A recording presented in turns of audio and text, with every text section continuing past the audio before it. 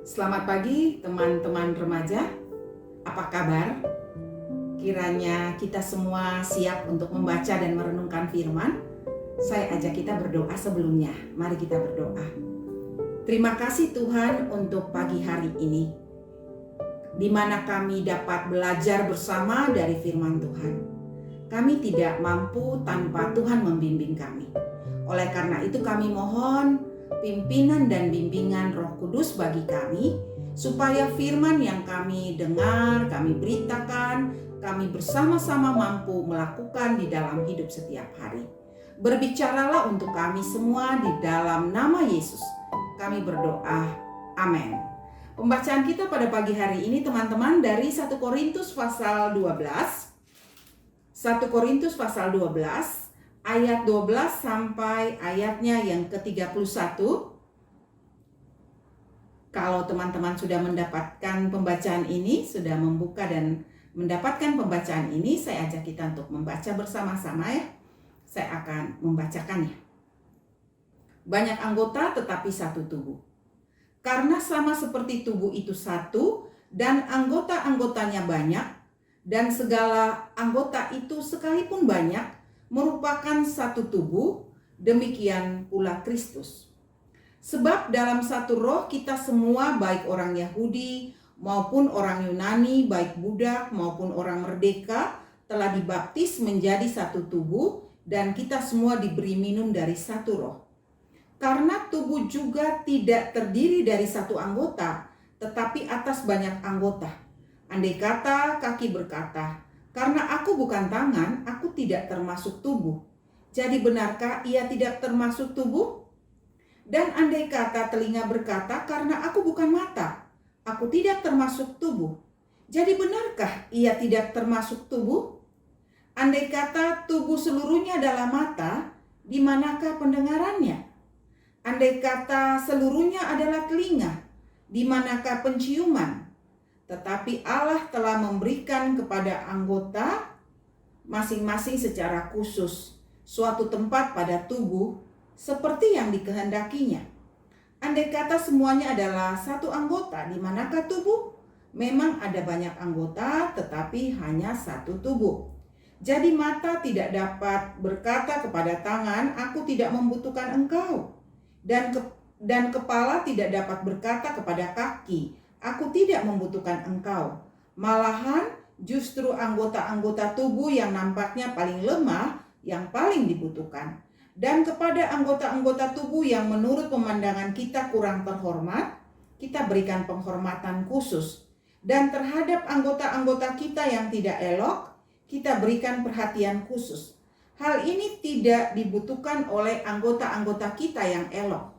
Allah telah menyusun tubuh kita begitu rupa sehingga kepada anggota-anggota yang tidak mulia diberikan penghormatan khusus, supaya jangan terjadi perpecahan dalam tubuh, tetapi supaya anggota-anggota yang berbeda itu saling memperhatikan.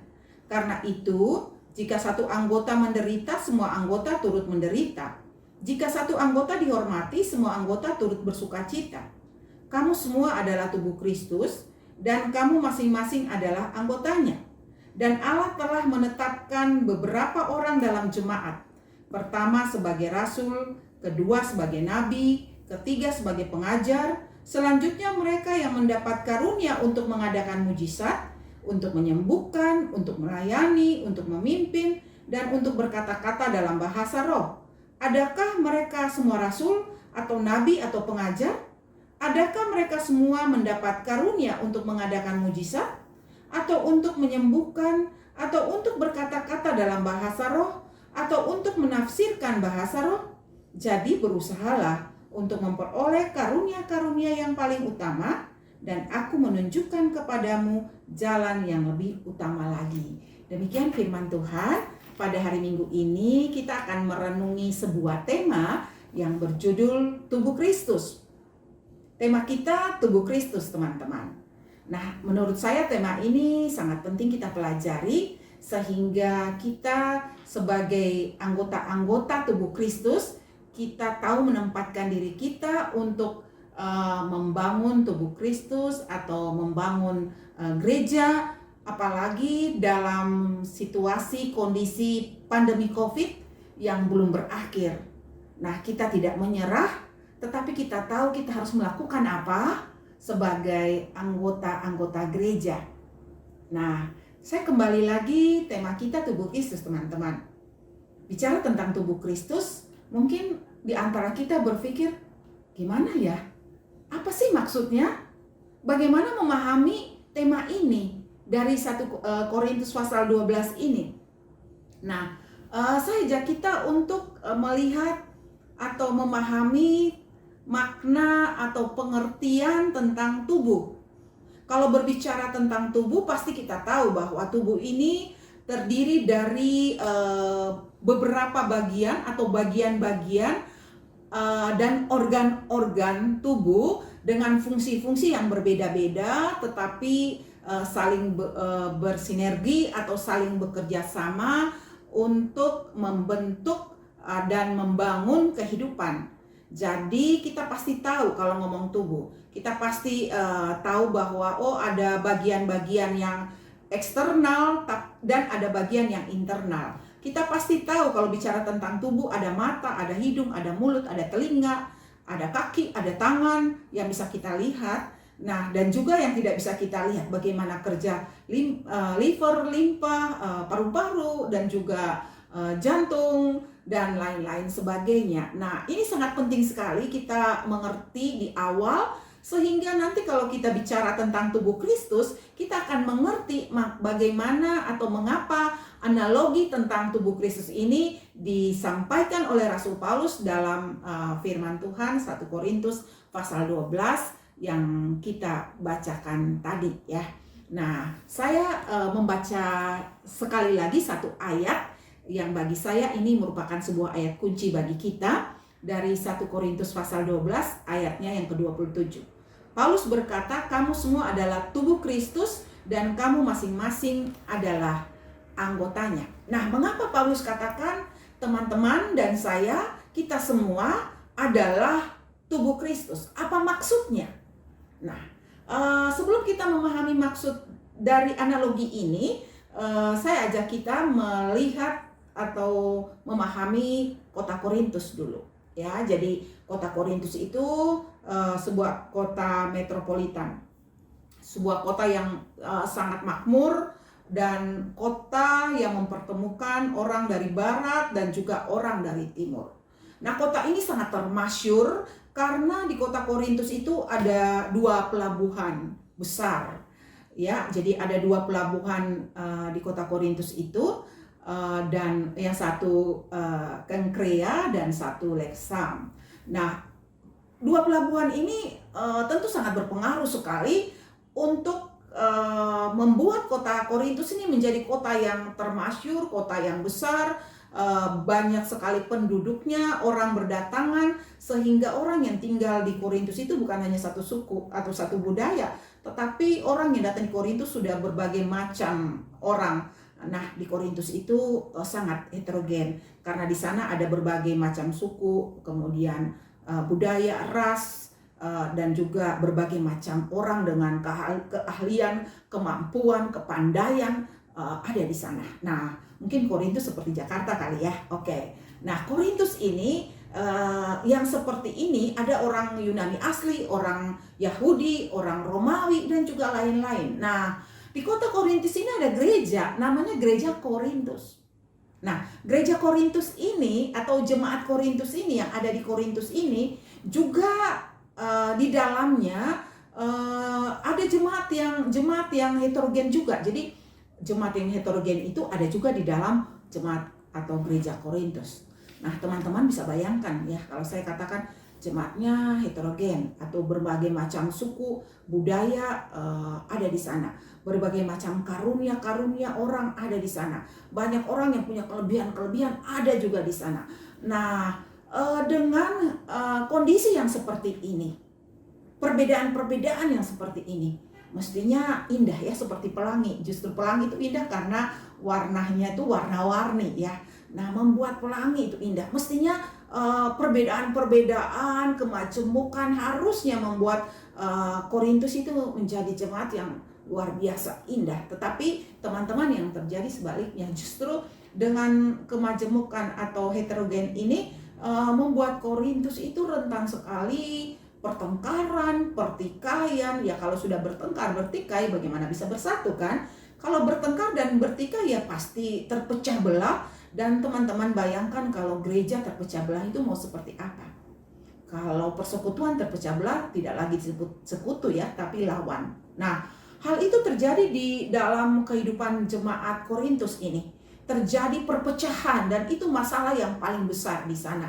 Nah, mengapa terjadi perpecahan di sana? Ya pasti banyak alasan ya. Kita bisa mencoba menyebutkan satu persatu. Kenapa terjadi perpecahan? Ya pasti karena ada persaingan di sana. Mengapa terjadi perpecahan? Oh, karena tidak bisa saling menerima kelebihan dan kekurangan orang lain gitu. Orang yang pintar, yang punya kelebihan, merasa dia sombong dan dia merasa tidak peduli dengan orang lain atau tidak memerlukan orang lain gitu. Merasa aku mampu lah seorang diri. Sementara orang-orang yang merasa minder, merasa tidak memiliki apa-apa, ya kemudian berpikir aduh gimana nih ya gitu. Nah, sehingga di dalam kehidupan jemaat Korintus itu kacau karena perpecahan ini gitu.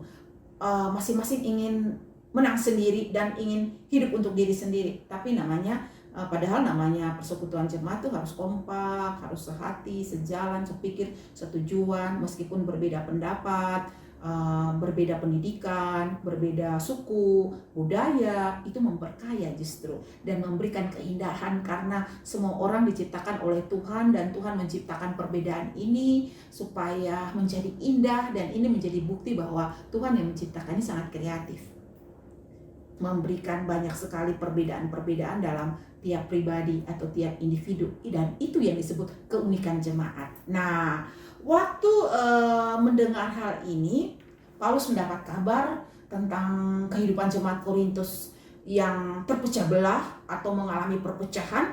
Paulus sedih karena jemaat Korintus ini didirikan Paulus selama 18 bulan. Paulus tinggal di Korintus dan Paulus membangun jemaat Korintus. Tentu saja Paulus sangat sedih. Kemudian Paulus akhirnya menulis surat kepada jemaat di Korintus. Surat ini Paulus tulis dari Efesus, dan Paulus memberitahukan mereka tentang sebagai jemaat, meskipun mereka memiliki berbagai macam karunia, tetapi mereka semua adalah satu tubuh. Nah, teman-teman yang dikasihi oleh Tuhan, dalam menyelesaikan konflik atau perpecahan di Korintus, Paulus mempergunakan analogi tubuh Kristus untuk mempersatukan mereka. Nah, Rasul Paulus katakan bahwa semua orang percaya adalah tubuh Kristus. Artinya bahwa kita sebagai tubuh Kristus itu berarti kalau ada yang sedih, mesti yang lain sedih juga. Kalau ada yang senang, yang lain ikut senang. Kalau ada yang dihormatin, yang lain juga merasa dihormati. Begitu. Jadi susah senang kehidupan jemaat itu harus dipikul dan ditanggung bersama-sama. Bukan ribut dan berantem kemudian terpecah belah. Tetapi bagi Paulus tidak bisa. Jemaat Kristus adalah tubuh Kristus. Kalau bicara tentang tubuh Kristus, berarti bahwa Kristus adalah kepala dan kita adalah anggota. Kalau saya bilang tubuh saya, berarti saya mengendalikan tangan, kaki, mata, hidung gitu. Kapan mata saya kedipin, kapan tangan saya melakukan sesuatu untuk menolong, kapan kaki saya melakukan sesuatu untuk bergerak. Tapi kalau berbicara tentang tubuh Kristus dan kita adalah anggota-anggotanya, berarti teman-teman dan saya itu dikendalikan oleh Kristus. Teman-teman dan saya dipimpin oleh Kristus. Kalau Kristus mengendalikan dan memimpin kita, saya yakin di antara kita tidak ada permusuhan satu dengan yang lainnya. Kalau Kristus mengendalikan kita, saya yakin kita tidak akan mungkin menjelekkan teman-teman yang punya kekurangan menurut kita. Kalau Kristus mengendalikan kita, saya yakin kita tidak akan sombong dengan karunia dan kemampuan yang Tuhan berikan, yang kita lihat sebagai kelebihan yang berbeda dari orang lain. Kalau Kristus menjadi kepala dan memimpin kita, saya percaya bahwa kita akan menyadari semua yang ada di dalam hidup kita, karunia-karunia pemberian Tuhan yang ada di dalam kehidupan kita akan kita pergunakan untuk memuliakan Tuhan. Nah, gitu kira-kira teman-teman. Nah, memang dalam berbicara tentang tubuh kan di awal saya sudah katakan bahwa ada yang eksternal, organ tubuh yang eksternal, dan ada bagian yang internal. Eksternal itu saya mau bayangkan bahwa kalau ada yang jadi tangan, ada yang jadi telinga, ada yang jadi mata, itu adalah orang-orang yang melayani di depan yang kelihatan. Tetapi juga di dalam pelayanan ini ada juga bagian-bagian yang dilakukan oleh orang-orang yang melayani di belakang layar. Saya nggak tahu teman-teman sukanya tampil atau aku di belakang layar aja, aku sebagai operator, aku sebagai ini aja pembuat liturgi, atau aku yang nyusun jadwal aja. Nggak apa-apa, nggak masalah. Kita mau melayani sebagai MC atau PNJ, atau kita menjadi leader dalam sebuah LG, atau kita memimpin PA, atau silakan, nggak masalah. Melayani dengan melayani secara menonjol atau tersembunyi itu nggak masalah.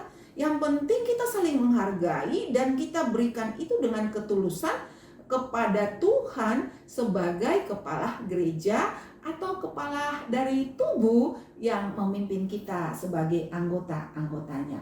Nah teman-teman, di tengah pandemi ini kan kita sering bingung nih, aku melakukan apa ya? Bingung. Nah tetapi mari kita belajar supaya kita bisa menemukan fungsi kita di dalam anggota tubuh Kristus ini. Nah, pertama supaya kita bisa menemukan fungsi dan kita tahu melakukan pelayanan sebagai tubuh Kristus di tengah pandemi ini, pertama adalah kita mengenal karunia atau talenta yang Tuhan berikan kepada kita. Tuhan kasih saya kemampuan atau talenta apa ya? Tidak ada yang terlalu besar atau tidak ada yang terlalu kecil. Talenta yang Tuhan berikan, semua diberikan untuk kemuliaan nama Tuhan jika kita pergunakan dengan sungguh-sungguh dan bertanggung jawab dengan ketulusan untuk melayani Tuhan. Kemudian yang kedua, kita mengembangkan karunia yang diberikan Tuhan kepada kita dengan kita saling mendorong, memberi semangat satu dengan yang lainnya, membangun teman-teman kita untuk terus bergiat di tengah pandemi COVID ini, untuk terus mau melakukan sesuatu karena Tuhan memberikan sesuatu kepada kita nih. Tidak ada orang yang tidak mendapat karunia atau talenta dari Tuhan. Semua orang Tuhan berikan. Ada yang 1, ada yang 3, ada yang 5, ada yang 10. Tuhan berikan untuk kita kembangkan bersama-sama untuk kemuliaan nama Tuhan. Kemudian yang ketiga, kita belajar juga untuk menerima kelemahan dan juga kelebihan diri kita sendiri dan juga orang lain. Kalau kita tidak bisa menerima kelemahan kita, akan membuat kita minder. Kalau kita tidak bisa menerima kelebihan kita, akan membuat kita sombong. Atau kalau kita tidak bisa menerima kelebihan orang lain, akan membuat kita iri hati. Kalau kita tidak bisa menerima kekurangan orang lain, kadang-kadang membuat kita menyingkirkan orang lain dari komunitas kita karena kita merasa mereka tidak berharga. Nah, kita harus menerima setiap orang karena Tuhan memberikan setiap orang karunia, kemampuan sesuai dengan apa yang Tuhan ingin dia lakukan untuk hormat dan kemuliaan nama Tuhan. Nah, teman-teman, di tengah pandemi ini sebagai tubuh Kristus, mari kita saling memperhatikan dengan cara kita bisa WA seseorang teman yang sudah lama kita tidak jumpa atau kita tidak sapa, kita tanya kabar, apa kabar, dan kita bisa memberikan semangat jika teman kita sedang sakit atau putus asa atau hilang semangat. Kita sebagai anak-anak Tuhan, kita saling mendorong dan menyemangati di tengah pandemi ini. Kita juga bisa mendoakan teman-teman kita dalam pergumulan kehidupan mereka. Kita juga bisa menjadi pendoa bagi orang lain. Nah, kita juga bisa memberi diri kita di dalam kehidupan persekutuan dan pelayanan sebagai anggota tubuh Kristus. Ingat teman-teman, Rasul Paulus katakan bahwa dalam ayatnya yang ke-27, kamu semua adalah tubuh Kristus dan kamu masing-masing adalah anggotanya. Kiranya firman ini membangun kita dan menyemangati kita sebagai tubuh Kristus bahwa kita semua penting untuk membangun kehidupan gereja dan pelayanan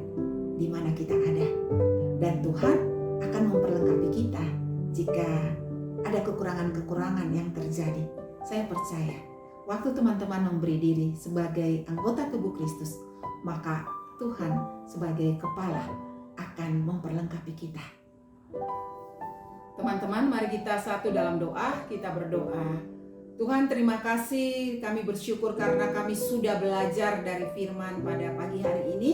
Kami minta Tuhan terus pimpin dan tolong kami dalam keterbatasan dan ketidakmampuan kami untuk hidup sebagai anggota-anggota tubuh Kristus. Kami percaya Tuhan adalah kepala dari tubuh, dan kami yakin bahwa kami terus akan dipimpin oleh Tuhan. Oleh karena itu kami memberi dan menyerahkan diri kami untuk terus Tuhan pakai, dan Tuhan tolong kami melewati kehidupan kami, khususnya di tengah pandemi COVID ini. Kami minta Tuhan berikan kami hikmat sehingga kami dapat menjaga iman dan imun kami, agar kami terus kuat, kami sabar melewati kondisi yang tidak menyenangkan ini. Kami terus belajar dari Tuhan, dan kami juga Tuhan berikan hikmat supaya kami mampu menjaga orang lain di sekitar kami dengan prokes yang benar yang sudah kami ketahui dan kami pelajari, dan dengan kekuatan hikmat Tuhan kami menjadi berkat. Berikan kami hati yang penuh sukacita dan gembira setiap kami belajar dari kebenaran firman. Kami juga dapat memetik hal-hal yang baik, hal-hal yang Tuhan kehendaki, dan kami juga bisa hidup dalam kemenangan. Terima kasih untuk hari Minggu yang indah ini. Biarlah Tuhan terus beserta kami, dan kami juga memberi diri untuk dipimpin. Di dalam nama Yesus kami berdoa. Amin. Selamat hari Minggu. Terima kasih, Tuhan memberkati kita semua.